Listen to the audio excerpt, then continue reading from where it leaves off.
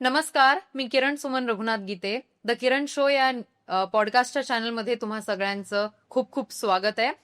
आपण पाहतोय की स्थानिक स्वराज्य संस्थेच्या निवडणुकांचं तयारी जी आहे ती जोरदार आपापल्या उमेदवारांनी आपापल्या प्रभागांमध्ये सुरू केलेली आहे.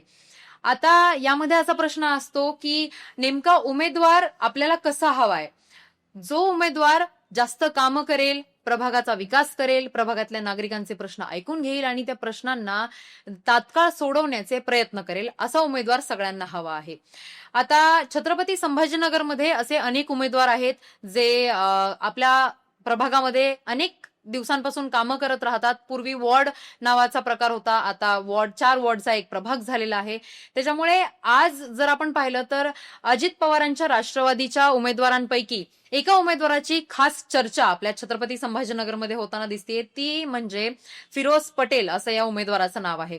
सातारा परिसर, देवळाली परिसर मध्ये त्यांचा प्रभाग येतो आणि प्रभाग नंबर 26 मधून ते राष्ट्रवादी काँग्रेस अजित पवार गटाचे ते उमेदवार आहेत. आता त्यांच्या प्रभागात ते नेमकं काय काम करणार आहेत, त्यापूर्वी ते अनेक वर्ष त्यांनी काँग्रेसमध्ये देखील काम केलेलं आहे. मध्यंतरी ते उद्धव बाळासाहेब ठाकरे या पक्षात देखील होते आणि त्यानंतर अलीकडेच त्यांनी अजित पवार गटात प्रवेश केलेला आहे.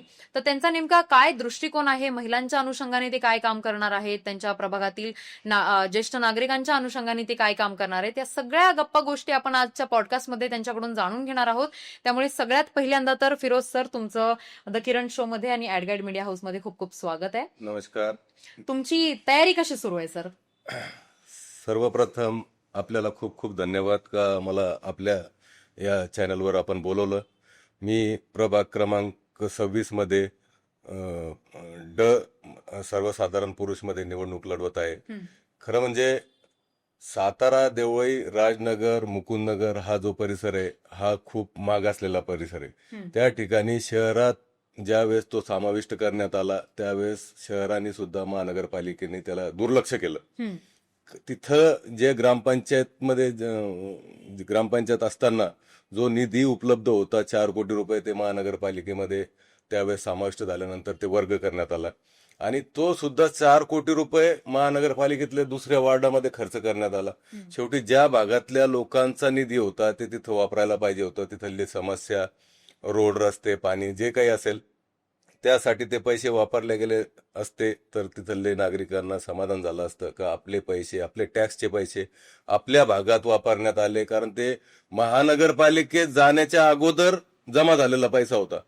तर यांनी महानगरपालिकेने पोटनिवडणूक झाली. पोटनिवडणुकीत मी काँग्रेसमध्ये असताना एक काँग्रेसचा नगरसेवक निवडून आला आणि दुसरा भारतीय जनता पार्टीचा नगरसेवक निवडून आला. तोही माझ्यामुळेच आला.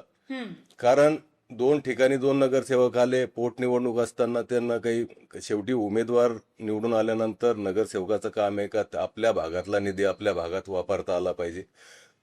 दुर्दैव आहे की त्यांच्याकडून ते झालं नाही. त्यासाठी मी मैदानात.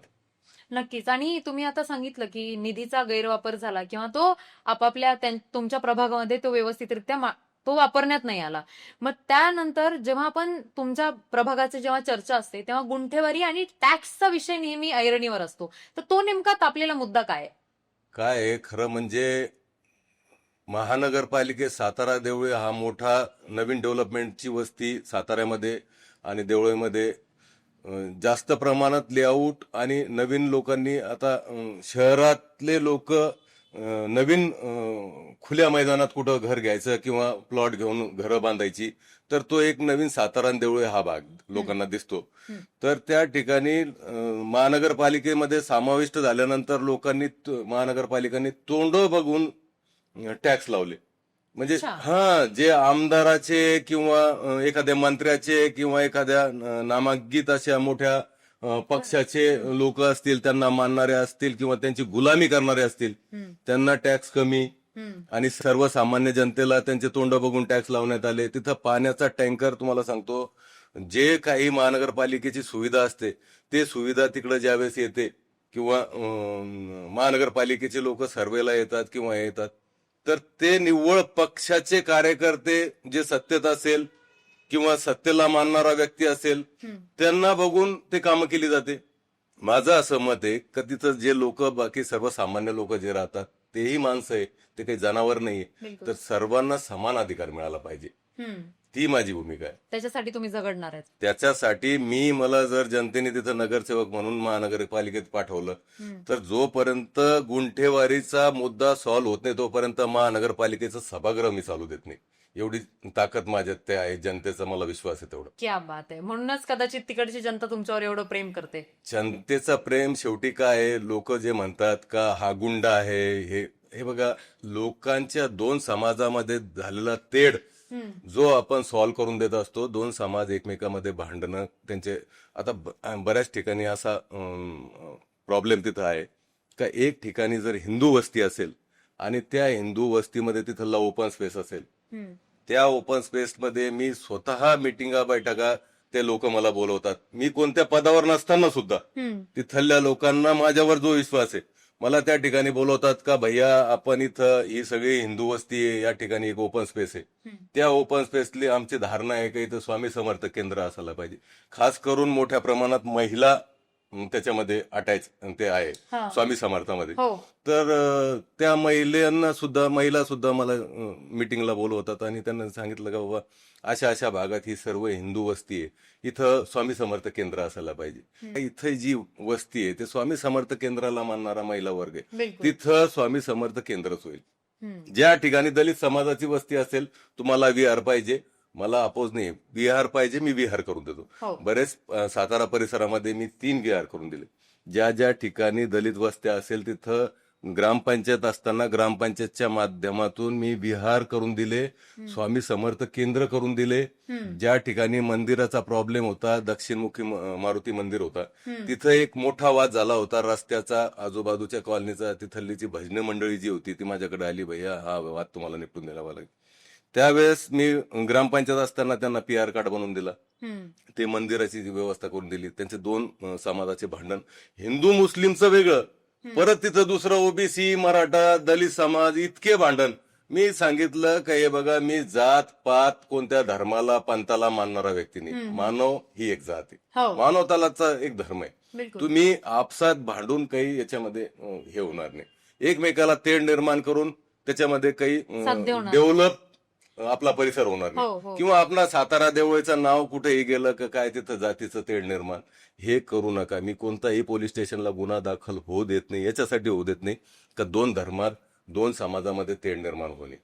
मी सरपंच असताना RR पाटील गृहमंत्री होते, त्यावेळेस मी मागणी केली आणि सुरक्षिततेसाठी साताराला एक स्वतंत्र पोलीस स्टेशन हवं. मी सरपंच असताना माझ्या कार्यकाळात सातारा पोलीस स्टेशन तिथं झालं, साताऱ्यामध्ये स्पेशल ते सुरक्षिततेसाठी. आता तुम्ही बऱ्याच वेळा सांगितलं की आता बोलताना तुमचं ना रस्त्यांचे मुद्दे निघत होते बघा, तर तुमच्या भागामध्ये अनेक ठिकाणी रस्ते सुद्धा झालेले नाहीयेत अजून.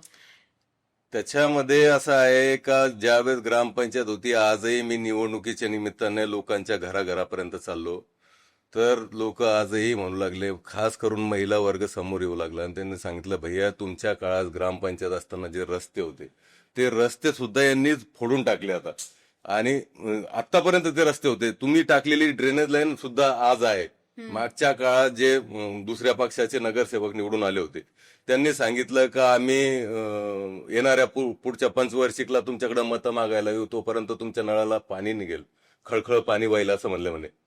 तर त्या महिला मला म्हणल्या भैया पाणीचं तर थेंब नाही, नळ बी नाही, पण ते ड्रेनेज रस्त्यावरून खळखळ वाहू लागलं, त्याचं काय, इतकी परिस्थिती वाईट आहे. तर लोकांना परिसरामध्ये दुसऱ्या पक्षाच्या उमेदवाराला लोक येऊ देत नाही, अशी परिस्थिती आहे. पण खोटे आश्वासन द्यायचे कशाला, आपल्याकडून जे काम होत असेल तेवढंच आपण सांगायला पाहिजे. विनाकारण लोकांना काहीतरी चंद्रावरचे स्वप्न दाखवायचे, हे खोट्या गप्पा मारायच्या, दारू पैसा वाटून आम्ही मतं घेतली, काही फुकट मतं घेतली नाही असं सांगायचं, हे इतकं चुकीचं, मनाला वाईट वाटण्यासारखं आहे. आता तुम्ही तुमच्या प्रत्येक उत्तरामध्ये मी बघतीये की प्रत्येक वेळा तुम्ही असं महिला वर्ग, महिलांसाठी स्वामी समर्थाचं मंदिर, म्हणजे आपण पाहतो की महिलांचं सक्षमीकरण होणं फार गरजेचं आहे. म्हणजे आपण पाहतो की महिलांनी फक्त आतापर्यंत घराची जबाबदारी घेतली, पण त्यांच्या आवडीनिवडींकडे कोणाचं लक्ष नव्हतं, त्यांच्या सुरक्षिततेकडे त्यांचं लक्ष नव्हतं. तर तुम्ही जेव्हा नगरसेवक पदावर निवडून याल तर तेव्हा आपण पाहतो आपल्या शहरामध्ये गुन्हेगारी प्रवृत्ती खूप वाढलेली आहे आणि महिलांची छेडछाड होणं, महिलांचं मंगळसूत्र तोडून नेणं, त्यातली मी एक शिकार आहे, माझं पण सोन्याची साखळी होती गळ्यातली, ती 2 मुलांनी तोडून पळून गेलेले. तर अशा खूप घटना आपल्या शहरात वाढलेल्या आहेत. दिवसेंदिवस दर आठवड्याला एक घटना ही आपल्या कानावर येते. तर याला आळा घालण्यासाठी तुम्ही काय काम करणार आहेत? खरं म्हणजे आमचं जे सातारा पोलीस स्टेशन झाला तेव्हापासनं आणि तिकडचं 2-3 भाग आहे सातारा परिसरामधले, इतक्या घटना तुमच्या महिलांसोबत घडल्या का काही ठिकाणी मंगळसूत्र चेन काढणं, मंगळसूत्र ते बाईकवाले ते काहीतरी मास्क नका घालून पोस्ट येतात. मास्क हा. वगैरे लावून ते पळतात. तर अशा घटना भरपूर झाल्या आणि सातारा परिसरामध्ये काय लांबपर्यंत वस्ती असल्या कारणाने काही लोक समजा दिवाळीच्या निमित्तानं आपल्या गावाला गेले घर लॉक करून, तर त्या ठिकाणी काय कोणी टीप देतं ते माहित नाही, पण ते जे घर लॉक आहे जे बाहेर गावाला 2-3 दिवसासाठी गेले ते घरफोडी होती. असे प्रकार आहे. तर त्याच्यासाठी मला असं वाटतं का माझ्या जे डोक्यात आहे माझ्या जो मनात आहे का मी महानगरपालिकेमध्ये निवडून आल्यानंतर प्रत्येक प्रमुख जे चौक आहे तिथं सीसीटीव्ही कॅमेरे आणि ते सीसीटीव्ही कॅमेरे पोलीस स्टेशनला अटॅच असले पाहिजे. हा. आणि जे ज्या भागात ज्या चोऱ्या होतात तिथलं एक उपक्रम माझ्या डोक्यात असं आहे का समजा मला 4 दिवसासाठी बाहेर गावी जायचं तर मी माझी नोंद त्या पोलीस स्टेशनला करायला पाहिजे जाऊन का मी 4 दिवस इथं नाहीये. तर त्या पोलीस स्टेशनची जी पेट्रोलिंगची गाडींनी तिथे नजर ठेवायला पाहिजे की हे 4 घरातली लोक बाहेर गावी 4 दिवसासाठी गेली तर त्याच्यामध्ये सुरक्षेमध्ये वाढ होईल. आणि त्याच्यामध्ये जे चैन ओढणारे म्हणा किंवा महिलांना छेडछाड करणारे म्हणा त्याच्यामध्ये एक मुद्दा मी एक स्पष्ट तुम्हाला घेतो का 2 महिने अगोदर माझ्यावर स्वतःवर एक आरोप करण्यात आला का मी महिलेचा पदर ओढलं म्हणून. बापरे. मला स्वतःला मी उमेदवार आहे पण मी समोर येऊन सांगतो तुम्हाला का माझ्या समोर करण्यात आला, माझ्या सोबत करण्यात आला. त्याच्यामध्ये आताचे पालकमंत्री असतील काय असतील ते तिथं आले आणि दुर्दैवी असं आहे का सर्व सातारा परिसरातल्या सगळ्या लोकांनी ते पोलीस स्टेशन मध्ये बघितलं का इतके मोठे मोठे नेते दारू पिऊन तिथं आले पोलीस स्टेशनला. तुमच्या विरोधात स्टेटमेंट. माझ्या विरोधात पोलीस मध्ये गुन्हा दाखल करा म्हणून त्या ताईला त्या माऊलीला मी फक्त PI समोर ACP समोर असं हात जोडून सांगितलं माऊली ताई मी तुझा पदर ओढलं का. ती मला त्या पोलीस स्टेशनमध्ये सर्वांसमोर सांगितलं का भैया, मला म्हणली भैया का तुम्ही माझ्या पप्पाला बोलत होते त्यावेळेस ते म्हणे भैया तुमच्या घडीला माझा पदर अडकला आणि तो पदर ओढल्या गेलं. तर मी त्यांना बोललो का ताई तुम्हाला खोटं बोलता येत नाही तर नका बोलू. तर त्या महिलेंना असं खाली मुंडकं घातलं. म्हणजे ती प्रामाणिक महिला होती हे माझं मत आहे. मलाही मुलगी आहे, मलाही बायको आहे, मलाही आई आहे. कोणता व्यक्ती असेल असं का त्याचे 12ने 4ने गेलेले असतील का महिलेचा पदर ओढेल असे आरोप लावतात. आणि आता चर्चा चालू आहे का तो मुद्दा आपण त्या प्रचारामध्ये तिथं आणू, त्या प्रभागात पदर घेतल्याचा आणि त्या महिलेला स्टेजवर आणू. म्हणजे कोणत्याही महिलेला तुम्ही हे बघा राजकारणासाठी एखादा व्यक्ती एखाद्या घरातल्या महिलेची इज्जत त्या याच्यामध्ये आणत असेल कुठं स्टेजवर चव्हाट्यावर, मला नाही वाटत. मला असं राजकारण कधी जीवनात करायचं नाही. तुम्ही या सगळ्या गोष्टी कशा हँडल करतायत? कशा आता काय मी एक गरीब शेतकऱ्याचा मुलगा आहे आणि तिचं काय पैसा हे सर्व दादागिरी गुंडगिरी हे लोकांचं मत आहे. मी ज्या ज्या ठिकाणी जातो ते म्हणतात भैया तुमच्या सारख्याची इथं गरज आहे. ही सगळी गुंडागिरी दडपशाही हे पैशाचं माज आलेले जे लोक आहे त्यांना जर हे सगळं बाजूला काढून फेकायचं असेल तर तुम्हाला आम्ही निवडून देऊ अशी लोकांची धारणा. आणि त्याच्यासोबत तुम्ही महिलांसाठी एवढं काम करताय, तुमच्यावर खोटे आरोप सुद्धा लावण्यात आले जे की तुम्ही महिलांच्या विकासाचा खूप मुद्दा नेहमी मांडत असतं, तुमच्या भाषणात कळून येतं, तुमच्या बोलण्यातून कळून येतं. आता आपण पॉडकास्टमध्ये चर्चा करतोय तर त्याच्यामध्ये सुद्धा लक्षात येतं की तुम्ही महिलांसाठी तुमच्या प्रभागात खूप काम करण्याची इच्छा स्वतःमध्ये बाळगता. पण आता आपण पाहतो की महिलांचा अजून एक प्रश्न आहे की महिलांसाठी ना आपल्याकडे स्वच्छतागृह नाहीये, शौचालय नाहीये, तर तुम्ही त्याचं बांधकाम करणार आहेत का? आणि काय आपल्याकडं सातारा देवळी परिसर असेल, मी तिकडं राजनगर मुकुंदनगरला त्या प्रभागात 26 प्रभागामध्ये ते नवीन भाग याच्यामध्ये ऍड झालेले तर त्याच्यामध्येही जाऊन आलो. जागा भरपूर आहे, ओपन स्पेस आहे, त्या ठिकाणी स्वच्छालयासाठी आपण स्वच्छालय सार्वजनिक चांगल्या पद्धतीने तिथं बांधू शकतो. कारण इतका मोठा परिसर आहे, त्या परिसरात बऱ्याच अशा समस्या आहे का महिलांना स्वच्छालय किंवा हे सांगता येईल आपल्याला टॉयलेट नाहीये. टॉयलेट नाहीये. काही ठिकाणी कचऱ्याचा मोठा विषय आहे. हो. कचरा कुंडी असतात, काही ठिकाणी नाहीये. ती घंटा गाडी येते, ते तोंड बघून येते का जिथं ओळख असेल तिथं घंटा गाडी महानगरपालिकेची येते, बाकीचे लोक कचरा ते ढिगार कुठं टाकतात. त्यासाठी मी एक असा विचार केला का मी नगरसेवक झाल्यानंतर प्रत्येक ठिकाणी ओपन स्पेसच्या बाजूला स्वच्छतेसाठी आपण कचरा कुंडी तयार करायची. त्या कॉलनीतल्या लोकांनी तिथं कचरा टाकायचा आणि तिथून त्या गाडीने उचलून ते कचऱ्याचा विल्हेवाट लावायचा. अशा पद्धतीने एक सुलभ शौचालय महिलांसाठी खास. आणि दुसरा एक मुद्दा असा आहे का तिथं उघड्यावर जे मटण विक्री मांस विक्री चालते, इतका मोठा मुद्दा आहे. ठीक आहे, ज्या समाजाला मटण मांस चालत नाही त्यांना त्रास का? हो. अरे मी आता कोणते पक्ष कोणत्या समाजाचे मताची मागणी करतात त्यावर मी बोलत नाही, पण काही पक्ष जे माझ्या मागे पेट्रोलची कॅन घेऊनच उभा असतात का हा मुसलमान आहे आणि जातीवाद निर्माण करतात. पण मी हा मुद्दा तुमच्या समोर स्पष्ट मताने मांडतो का जे लोक मटण मांस खात असतील तर त्यांच्यावरही मी अन्याय करायचा असं नाही म्हणत, पण उघड्यावर करू नका. त्याचं स्पेशली मेन जे चौक रस्त्यावर जे मटण मांस विक्री होतो ते जे लोक खात नाही त्यांना त्याचा त्रास आहे. तर ते एका ठिकाणी मटण मच्छी जे मार्केट असेल ते महानगरपालिकेच्या वतीने एका साईटला सेपरेट आपण तयार करू.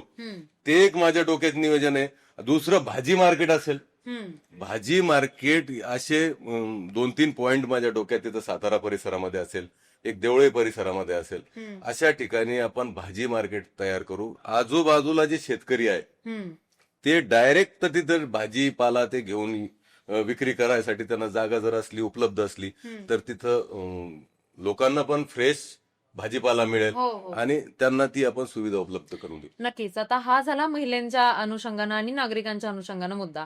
आता आपण विद्यार्थ्यांच्या विषयावरती येऊयात. मला जेवढं आठवतं तेवढं तुम्ही महानगरपालिकेच्या शाळांना तुमच्या तिकडं भागातली जी शाळा आहे तिला ISO नामांकन मिळवून दिलं होतं. मग आता ती तर सगळ्यात मोठी तुमची अचीवमेंट होती, पण त्याच्या व्यतिरिक्त आता तुम्ही त्या महानगरपालिकेच्या शाळांसाठी काय करणार आहेत? आता महानगरपालिकेच्या सर्वप्रथम मी तुम्हाला एक सांगतो की सातारा देवळी ह्या भागात महानगरपालिकेची शाळाच नाही. अच्छा. एकही नाही. ओके. तिथं जिल्हा परिषदची शाळा मी सरपंच असताना सातारा गावात जी होती त्याला प्रथम आपण ISO पूर्ण महाराष्ट्राची झेडपीची शाळा होती. आता ती नगरसेवक झाल्यानंतर आतापर्यंतचे जे नगरसेवक होते 3 वर्ष 4 वर्ष गेले, सरकार होतं सगळं काही, मीही सरकारमध्ये, पण त्यांनी ती मागणी सुद्धा केली नाही की इथं शाळा पाहिजे महानगरपालिकेत. सर्वप्रथम मला तिथं पहिले शाळा मागणी करून शाळा तयार, महानगरपालिकेची शाळा तिथं असली पाहिजे, गोरगरिबांचे मुलं तिथं शिकले पाहिजे अशी पद्धतीची तिथं आपण एक, जशी जिल्हा परिषद झेडपीची शाळा आपण ISO केली तशाच पद्धतीने पहिले महानगरपालिकेची शाळा तिथं उपलब्ध करून देण्याची जबाबदारी मी पूर्ण करेल. नक्कीच. आणि तुमच्या भागामध्ये बऱ्याच वेळा असा आरोप केला जातो की जेवढे पण ओपन स्पेसेस आहेत ते बिल्डर्सच्या ताब्यात देण्यात आलेले आहेत, असा देखील आरोप होतो. एकदम सत्य मुद्दा आपण उपस्थित केला का काही लोक ज्यांना त्या भागाची माहिती नाही, कॉलन्याचे नावही माहित नाही, असे लोक टीव्ही चॅनलला येऊन तिथं उपस्थित करतात मुद्दा का ह्या भागातले ओपन स्पेस बिल्डराच्या घशात घातले. अरे मी एक सर्वसामान्य कुटुंबातला कार्यकर्ता आहे. मी असा कार्यकर्ता आहे का तिथं सरपंच असताना, माझी मिसेस जिल्हा परिषद अध्यक्ष असताना ज्या बिल्डरांनी ओपन स्पेसवर ताबे केले त्यांच्याकडून ते ओपन स्पेस परत ग्रामपंचायतला हँडओव्हर करून घेतले. बऱ्याच ठिकाणी असे ओपन स्पेस आहे. छत्रपती नगर म्हणून एक भाग आहे देवळाली परिसरामध्ये, तिथं 2 एकरचा ओपन स्पेस त्यावेळेस आजपासून 15 वर्ष अगोदर मला काही बिल्डरांनी मला सांगितलं की तुम्हाला 2 कोटी रुपये आम्ही देतो, तुम्ही हा ओपन स्पेस ग्रामपंचायत मध्ये घेऊ नका, त्याला तसंच सोडून द्या. मी ग्रामपंचायतच्या वतीने सर्व कंपाऊंड तिथं गेट तयार केला, तिथे कमान तयार केली, त्याला छत्रपती शिवाजी महाराज क्रीडा संकुलचं नाव दिलं आणि इतकं सुंदर तो आज ओपन स्पेस आहे. तिथं मी चांगलं गार्डन करणार अशी एक माझी प्लॅनिंग आहे. जे ओपन स्पेस मी बिल्डराच्या घशातून वापस काढले त्या ठिकाणी स्वच्छालय महिलांसाठी. काही ठिकाणी गार्डन, हे वयोवृद्ध जे लोक असतील त्यांच्यासाठी वॉकिंग ट्रॅक करणं हे पण मोठे प्रश्न आहे. कारण तिकडं त्या वॉकिंगसाठी लोकांना जागा नाही, मग छोट्या बाळांना मुलांना खेळण्यासाठी गार्डन नाही. हे सर्व करण्याची प्लॅनिंग माझ्या डोक्यात आहे. पण फक्त विश्वास एवढाच आहे की जनतेने जर मला निवडून दिलं ते सर्व मी करेन. नक्कीच. आणि सातारा परिसरामध्ये एक सुंदर असं खंडोबा मंदिर देखील आहे आणि त्या खंडोबाच्या मंदिराला तीर्थक्षेत्राचा दर्जा तुमच्या पाठपुराव्यामुळे मिळालेला आहे. तर त्याची काय स्टोरी आहे? 100% ते काय, मी सरपंच असताना माझी मिसेस जिल्हा परिषद, लक असं होतं की मी गावाचा सरपंच, माझी मिसेस जिल्हा परिषदला अध्यक्ष. वा. त्यावेळेस मी काँग्रेसमध्ये होतो हा हा आणि पंचायत समिती सभापती पण काँग्रेसचे होते. म्हणजे तो प्रस्ताव जातो ना. मी इकडून मागणी केली जिल्हा परिषदमध्ये, माझी मिसेसने तिथं त्या प्रस्तावाला मान्यता दिली आणि त्याला तीर्थक्षेत्राचा दर्जा मिळाला. अगोदर खंडोबा मंदिर आणि एक छोटा पंढरपूर आहे, ते त्यावेळेस माझ्या जिल्हा परिषदमध्ये होता तो. अच्छा अच्छा. हा. तर ते विठ्ठल रुक्मिणी मंदिर आहे तिथं. हो. तो विठ्ठल रुक्मिणी मंदिर, खंडोबा मंदिर या दोघाही मंदिराला मी तीर्थक्षेत्राच्या याच्यामध्ये त्याची मंजुरी जिल्हा परिषदमधून करून घेतली माझ्या मिसेस अध्यक्ष असताना. आणि दोघालाही 25-25 लाखचा पहिला निधी आला तो तीर्थक्षेत्रामध्ये दर्जा मिळाल्यानंतर. आता हे इतके लोक राजकारणी होते, इतके लोकांनी राजकारण मंदिराच्या नावाने, मस्जिदीच्या नावाने, विहाराच्या नावाने, जातीच्या नावाने केलं असेल. पण कोणाला हे कळालं नाही का याचा तीर्थक्षेत्रामध्ये नोंद केली तर पुरातन खात्याकडून आपल्याला याला निधी मिळेल, हो. त्याला दर्जा मिळाला पाहिजे ना. हो. कोणतंही काम आपण प्लॅनिंग करून केलं तर त्याला दर्जा मिळेल. बिलकुल. तर मी त्याला तीर्थक्षेत्राचा दर्जा मिळवून दिला. त्याच्यानंतर त्याला निधी उपलब्ध झाला. मला वाटतं आज 8 कोटी रुपये तिथं शासनाने त्याला दिले मंदिराला. वा. इतकं मोठं काम चालू आहे. अजून मला वाटतं काहीतरी 48 कोटी रुपये त्याला मिळणार. तर सुरुवात कशी असते, त्याची नोंद झाली तर त्याच्यामध्ये बसेल. तुम्ही त्याची नोंदच केली नाही तर ते शासन त्यातून पैसे कसं देईल? बिलकुल. हे प्लॅनिंग लोकांच्या डोक्यात नाही. पण मी एक प्लॅनिंग करणारा प्लॅनर कार्यकर्ता आहे. कोणतंही मी जर ठरवलं का प्रभाग क्रमांक 26 मध्ये काय प्लॅनिंग आपण केली पाहिजे, महिलांसाठी काय केली पाहिजे, सुरक्षिततेसाठी काय केली पाहिजे, हे मंदिराचे जे विषय असतील त्याच्यासाठी आपण काय केले पाहिजे. छोट्या छोट्या समाजामध्ये वाद निर्माण होतात तिथं. दलित समाज असेल, मराठा समाज असेल, ओबीसी असेल, मुसलमान असेल, हे सगळ्या समाज. मला एक सांगा, ज्या ठिकाणी मुस्लिम वस्ती, पूर्ण मुस्लिम, त्या ठिकाणी त्यांनी मागणी केली तर मस्जिद पाहिजे, तर आपलं म्हणणं ठीक आहे मस्जिदच पाहिजे. ज्या ठिकाणी हिंदू वस्ती त्यांनी सांगितलं इथं मंदिर पाहिजे तर मंदिरच व्हायला पाहिजे, ज्याची त्याची श्रद्धा आहे. ज्या ठिकाणी दलित समाजाची वस्ती आहे, आता दलित वस्तीचा निधी असतो तर तिथं दलित वस्ती, दलित सुधारमध्ये तिथं ते काम दलित वस्तीमध्येच करावे लागतील. तिथं त्यांनी सांगितलं का विहार पाहिजे, आपण विहारासाठी मंजुरी दिली. मी ग्रामपंचायत मध्ये असताना 3 ठिकाणी सातारा परिसर, आलोकनगरच्या त्या भागात ऊर्जानगरला एक, आणि हा रेणुका माता मंदिराच्या बॅक साईडला ते एक, आणि इकडं गट नंबर 88 अशोक तीनगोटे आमचे एक मित्र ग्रामपंचायतचे सदस्य होते तिथं. अशा 3 ठिकाणी विहार करून दिले. बापरे. आणि स्वामी समर्थ केंद्र महिलांना, त्याचा एक स्वामी समर्थ केंद्रांना आमच्याकडे काय आहे, सातारा परिसरामध्ये एक सातारा पोलीस स्टेशनच्या बाजूला एक वाद चालू होता. महिलांची मागणी होती सातारा त्या याच्यामध्ये एक स्वामी समर्थ केंद्र करून द्या. 400 महिला रोज तिथे येतात. बापरे. तर मी त्याला पण PR कार्ड बनवून दिला, ती जागा उपलब्ध करून दिली. असे 3 ठिकाणी, त्या 3ही ठिकाणी त्या महिलेची मागणी होती खास करून का आम्हाला ते स्वामी समर्थ केंद्र पाहिजे. मग त्यांना ती मदत करून दिली. काही ठिकाणी मंदिराचे वाद होते, काही ठिकाणी झेंडा लावला, हे केलं. मी ते सगळे आपसातले त्यांचे वाद निपटून द्यायचे. माझा हेतू जातीवाद करणं बिलकुल नाही. मी कोणत्याही जातीच्या विरोधात नाही. स्पष्टपणे सांगतो, मानवता ही एक जात आहे. आणि आज मराठा, ओबीसी हे भांडण हे काही चांगले भांडण नाही. हे सर्वांनी एकत्रित येऊन, एकत्रित राहून एक मानवता धर्मचा जो आहे, आता ते आरक्षणाच्या विषयावर मी जाणार नाही. ते काय असेल, शासन आहे, बाकी केंद्र शासन आहे, ते पक्षश्रेष्ठी ठरवतील, ते ठरवेल. मी एक छोटा नगरसेवकसाठी एक निवडणूक लढतो, सर्वांचे आशीर्वाद मागतो. लोकांचं प्रेम आहे का मला आजपर्यंत ज्यावेळेस मी उभा राहिलो, ग्रामपंचायतच्या वेळेस निवडून दिलं, माझे मिसेसला जिल्हा परिषदला निवडून दिलं, हाच प्रभाग होता, त्याच प्रभागात निवडून दिला. त्यावेळेसही लोकांनी जातीवाद केलं. हिंदू त्यावेळेस म्हणले खान पाहिजे का, बाण पाहिजे का, हे पाहिजे का, ते पाहिजे का, इतकं बोलले. पण देवानी, ईश्वर, अल्लाह भगवान जे आहे, त्यांनी इतकी ताकद दिली का कोणाच्या डोक्यात काय, कोणाच्या मनात काय आणि ते बटन दाबणाऱ्या बोटात काय ते मी सहजपणे ओळखू शकतो. क्या बात आहे. म्हणून कदाचित तुम्ही एवढं मंदिरांसाठी केलंय. मंदिरांचं सुशोभीकरण असेल, तीर्थक्षेत्राचा दर्जा असेल, निधी मिळवून देणं असेल, इतकंच तुम्ही सगळे कामं केलेले जसं तुम्ही काय? आता 1 महिना अगोदर हम्म. गट नंबर 95 म्हणून आहे, ते चाटे तिथं शाळा आहे हो त्याच्या हो हो. बाजूला, हा. तिथं एक मंदिराचा इश्यू झाला. अच्छा. काय होतं? कोणीच आलं नाही हो त्याच्यामध्ये. काय इशू होता? ते एक जागेचा इश्यू होता. पोलीस स्टेशन पर्यंत तो प्रकरण गेला. ती 4000 स्क्वेअर फीटची जागा मी उपलब्ध करून दिली हनुमान मंदिरासाठी. क्या बात आहे. तर ती जागा 4000 स्क्वेअर फीट उपलब्ध करून दिली. हम्म. त्या सगळ्या नागरिकाचं म्हणणं होतं आता मंदिरावर तर काही शासनाचा निधी नाही, काही नाही, त्यांनी मंदिर बांधलेलं होतं, त्याला मी मार्बल ते करून दिला, ते कळस वगैरे ते सर्व ते तुम्ही स्वखर्च मी केलं? स्वतःच्या खर्चाने करून दिला. बाप. आणि हे लोकांसाठी नाही, जात म्हणून नाही. अरे संघाचे कार्यकर्ते आहे तिथं सर्व. मी मुसलमान आहे. त्यांनी माझं स्वागत केलं, वा. मंदिरात बोलवलं. आता मला अशी अडचण आहे का मंदिर हा फिरोज पटेल मंदिरात जातो, विहारामध्ये जातो, मस्जिदीमध्ये जातो. अरे मी सगळ्या ठिकाणी जातो, काही अडचण नाही. आणि सगळ्याला तुम्ही स्वतः जर मंदिरात गेले, विहारात गेले तर काय अडचण आहे? हो, काहीच नाही. का करायचंय? काय करायचं हेच माझं मत आहे. पण हे जे बोटावर मोजणारे जे 2-5 व्यक्ती असतील, कोणत्या पक्षाकडून काय त्यांना थोडंफार पाकिट बिकिट मिळत असेल ते मला माहित नाही, पण ते येऊन आपलं काहीतरी लोकांमध्ये तेढ निर्माण करायचं. हो, ते तर चालणारच राजकारण आहे म्हणल्यावरती. मग कदाचित तुम्ही एवढं सगळं करताय, तुम्ही जातपात बघत नाही, धर्म बघत नाहीत, म्हणून कदाचित तुम्हाला तुमच्या प्रभागातले जे काही नागरिक आहेत ते तुम्हाला सर्व धर्म समभाव जपणारा नेता म्हणून पाहतात, है की नाही? हो, 100%. कारण मी जात पात याला मानत नाही. मी मंदिरातही जातो, विहारातही जातो, मस्जिदीमध्येही जातो. मला असं रोडवर रस्त्यावर खाली बसवलं तर तिथं खाली बसतो, काही मला अडचण नाही त्याच्यामध्ये.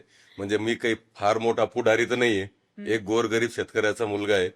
तर लोकांना सुद्धा वाटतं की काही लोकांना खरं म्हणजे याच्यामध्ये मी तुम्हाला एक मुद्दा स्पेशली सांगतो का लोकांनी, जनतेने, मतदारांनी आपल्याला निवडून दिलं तर काय म्हणून देणार, मला आज निवडून दिलं तर काय म्हणून देणार? नगरसेवक. हो सेवक काय असतो? नोकर असतो. हो. सर्वात पहिले जितके लोक उमेदवारी मागितली, लढू लागले नगरसेवकासाठी, त्यांनी आपल्या डोक्यात एक विषय प्रामाणिकपणे बसून घ्यायला पाहिजे का तुम्ही जनतेचे सेवक राहणार. नगरसेवक म्हणून निवडून आले, सेवक राहणार. त्या जनतेला वेळ नाही म्हणून तुम्हाला लोकप्रतिनिधी म्हणून ते तिथं पाठवू लागले. इथं तुम्ही प्रत्येक महिन्याला तुमच्या प्रभागात जनता दरबार भरायला पाहिजे, महिलांना विचारायला पाहिजे महिन्याला का तुमची काय समस्या आहे. हो. त्या समस्या, त्या लोकांच्या, जनतेच्या समस्या तुम्ही त्या सभागृहात मांडायला पाहिजे. आणि त्या दुसऱ्या महिन्यात त्याच्यामधून किती सोडवल्या त्याचा हिशोब द्यायला पाहिजे. हो. हे कोणी देतच नाही. निवडून आले का यांच्या काचावरती म्हणजे आपण मालक. लोकांनी हात दाखवलं तर काळ्या काचा करून टाकायच्या गाडीच्या. हे कोणता प्रकार आहे? खरंय. म्हणजे मतं मागायला तुम्ही हात जोडता, पाया पडता आणि नंतर मालक म्हणून तिथं बसता. हे एकदम चुकीचं आहे. आपण नोकर म्हणूनच लोकांचा जनसेवक म्हणून काम करायला पाहिजे. नक्कीच. ही तर कॉन्सेप्ट आपल्या बाळासाहेबांनी बदललेली ना. 1967 साली, मी जर चुकत नसेल तर, आपले हिंदू हृदय सम्राट बाळासाहेब ठाकरे जे आहेत 67च्या आधी नगर पिता म्हणून संबोधलं जायचं. मग त्यांनी असं सांगितलं की पिता, नगराचा बाप वगैरे कोणी काही नसतो, नगराचा सेवक असतो, म्हणून तुम्ही त्याला नगर पिता नका म्हणून नगर सेवक म्हणा. बाळासाहेबांचा इतकी चांगली शिकवण आहे. मी फार मनापासून त्यांना, त्यांचे पूर्ण बाळासाहेब असताना सुद्धा आणि आज पण त्यांच्या जे क्लिपा मी बघतो ना ते फार शिकण्यासारखे. कारण तुम्हाला मस्ती, चुरबी, गरमी काय असेल ती नसायला पाहिजे राजकारणात. हे बाळासाहेबांची शिकवण आहे. हो. तुम्ही बघा त्यांच्या क्लिपा बघा, एकदम तोंडावर बोलायचे. मुख्यमंत्री जरी असला तर मुख्यमंत्री असेल त्याच्या घरचा, कोणी असो ते, पण शेवटी जनतेने निवडून दिलं ना. जनतेच्या प्रश्नासाठी तो असेल तर तो सत्यवान, नाही तर ते त्याला सत्तेचा माज असेल किंवा तो स्वतःच. आता आपल्या ठिकाणी भरपूर लोकांनी, मी वैजापूरच्या एका सभेत डॉक्टर दिनेश परदेशी आमचे मित्र आहेत, ते कोणत्याही पक्षात असो, पण त्यांच्या त्या प्रचाराच्या वेळेस मी ते बघितलं. काही लोक म्हणायचं आमचा पत्र्याचं घर होता, ते पाणी गळत होतं, ते बकेट लावायचो. आज देशातून का परदेशातून ते बंगला बघायला लोक येतात. तर मला असं म्हणायचं, तर कोणता बिझनेसवाला असं का इतक्या लवकर इतकं प्रोग्रेस होईल बंगला, असं लोक बाहेरून येऊन बघतील. हो हो. तर अशा प्रकारची कमाई कुठून येते? शेवटी जनता तिथंच आहे, नेते वरती चालले. हम्म. नेत्याकडं पैसा भरपूर, ते म्हणतात, कोणी म्हणतं मी 2 वेळेस महापौर, कोण म्हणतं मी 4 वेळेस नगरसेवक. हम्म. मग तुमचे बंगले चांगले होऊ लागले, तुमच्याकडे धनसंपत्ती जमा होऊ लागली, पण ते जनतेचं काय, सर्वसामान्य जनतेचं? हा माझा प्रश्न आहे. तुम्ही जनतेला, जनतेच्या घराला जे आज बी पत्रे असेल ते गळत असेल त्याला सुधरवा, त्यांना घरं द्या, हम्म. ही माझी मागणी. स्वतःच्या घराची ऍड नका करू. नक्कीच नक्कीच. मग आता याच्या व्यतिरिक्त तुमच्या प्रभागामध्ये तुम्ही आरोग्य शिबिरं वगैरे भरवणार आहेत का? मी असं ठरवलं की मी प्रत्येक महिन्याला निवडून आल्यानंतर एक जनता दरबार घेईल. त्याच्यामध्ये ज्या ज्या समस्या महिलाच्या असो, पुरुषांच्या असो किंवा युवकांच्या असो, त्या समस्येवर मी काम करत राहील. आणि मला असं वाटतं का मोफत शिबिर जे असतात, चेकअप शिबिर असतात, त्याच्यामध्ये महिलांचे प्रॉब्लेम असतात. बरोबर. कोणाचे ते चष्मा वगैरे ते काय नेत्र तपासणी. असेल, नेत्र तपासणी असेल, हम्म. डेंटलचं असेल, हे प्रत्येक महिन्याला, एक महिन्याला आपण हे घेतलं चेकअप, फ्री चेकअपचं, दुसऱ्या महिन्याला दुसरं. परत आपल्या त्या जनता दरबारमध्ये काय चालू आहे प्रभागात, किंवा काय समस्या मोठी आहे, आरोग्याविषयी काय, त्या हिशोबानं आपण ती प्लॅनिंग, मी पहिलेच बोललो का मी एक प्लॅनर माणूस, बिलकुल. मी पूर्ण सर्व्हिसचा असा प्लॅनिंग तयार करेल का ह्या भागात काय रोड पाहिजे, ह्या भागात काय ड्रेनेज पाहिजे, पाणीची समस्या मोठी आमच्या भागात आहे. 20 वर्षात 4-4 वेळेस लोक खासदार, आमदार म्हणून निवडून आले.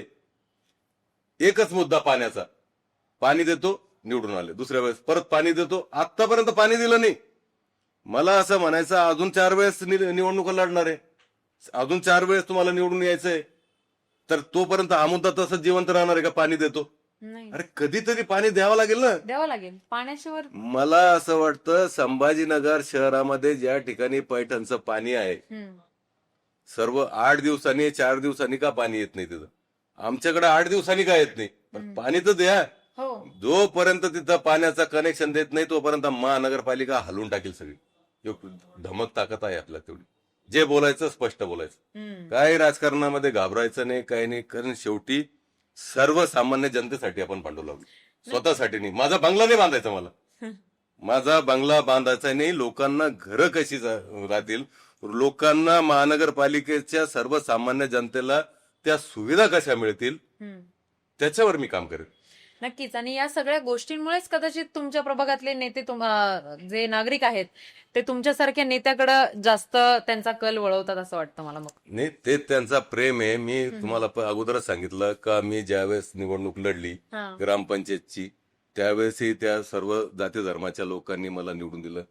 जिल्हा परिषदची निवडणूक लढताना मी तुम्हाला सांगतो 10% मतदान मुस्लिम आणि 90% हिंदू मतदान. त्याच्यामध्ये सर्व पक्षी उमेदवार असेल, काय असेल, कोणते कोणते पक्ष लढले मला माहिती, पण पक्ष त्यावेळेस जास्त लढले नाही. समोरासमोर लढत झाली. आणि त्यावेळेस मला माझ्या मिसेसला जिल्हा परिषदमध्ये सर्व हिंदू मतांनी निवडून दिलं. म्हणजे त्यांचा प्रेम आहे, सगळ्याचा प्रेम आहे. तर त्यांच्या सर्व धर्मासाठी, सर्व जातीसाठी आपल्याला काम करायची इच्छा आहे. आता तुम्ही सुरुवातीला काँग्रेसमध्ये काम केलं, नंतर तुम्ही शिवसेना युबीटी मध्ये सुद्धा होतात, आणि आता तुम्ही अजित पवारांची राष्ट्रवादी निवडलेली आहे. तर राष्ट्रवादीमध्ये येण्याचं नेमकं कारण काय होतं? काही गोष्टी मला अजितदादांच्या अशा आपुलकीसारख्या वाटतात. अच्छा. कारण आमचा जो सातारा देवळीचा प्रभागाचा जो खरं कारण होता गुंठेवारीचं, मी सांगितलं. हो हो. अजितदादाच्या माध्यमातून सतीश भाऊ मी भेटलो होतो. सतीश चव्हाण आमदार, जिल्हा अध्यक्ष पण आहे संभाजीनगर जिल्ह्याचे. तर त्यांच्यासोबत चर्चा करताना मला हे वाटलं का अजितदादा हे पूर्ण महाराष्ट्राचे गुंठेवारीचे जे मुद्दे, आता तुम्ही बघितलं असेल बऱ्याच चॅनलनी दखल घेतली, त्यांनी ते बॅनर पक्षाच्या वतीने लावले गुंठेवारीच्या मुद्द्याच्या संदर्भात.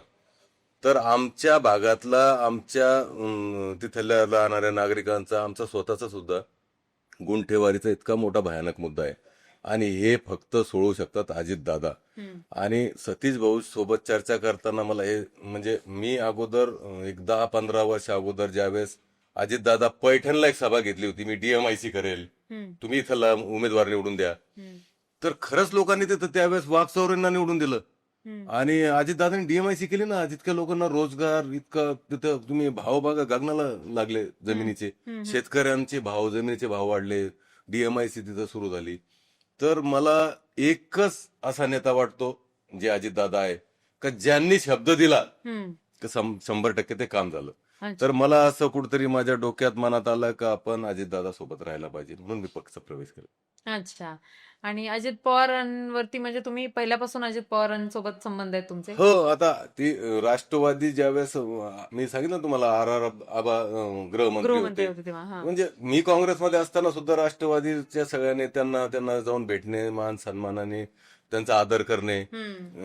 मी गृहमंत्र्यांना त्यावेळेस आर पाटीलला विनंती केली पोलीस स्टेशनची, त्यांनी ते पोलीस स्टेशन मंजूर केलं. केलं. हा हा. तेव्हापासून माझं म्हणजे अजितदादाचे काम आणि अजितदादाचा फॅन मी पहिल्यापासून क्या बात आहे. रोखोक बोलण्यामध्ये. क्या बात आहे. आणि आपण पाहतो की आपल्या सगळ्या नेत्यांमध्ये जे मुख्यमंत्री उपमुख्यमंत्री राहिले आहेत त्यांच्याकडे महत्वाची खाती राहिलेली आहेत, त्यांच्यापैकी अजित पवार एक असा माणूस आहे की जे तोंडावर बोलतात. हा. म्हणजे मीडिया असू देत, नेते असू देत, कोणावर टीका करायची असू देत, कोणाचं चुकलं असू देत, इव्हन तो त्यांच्या फॅमिलीमध्ये सुद्धा कोणाचं जर स्टेटमेंट चुकलं तर तो माणूस सगळ्या जनतेसमोर ते उघडपणे बोलतो. मला काय म्हणायचं अजितदादाच्या बद्दल, जे सत्य आहे ते बोलणारा, ते कडू सत्य हो Yes, काय yes. काय असेल ते, पण असा व्यक्ती नाही पाहिजे हा. मुंह में राम और बगल में छोरी.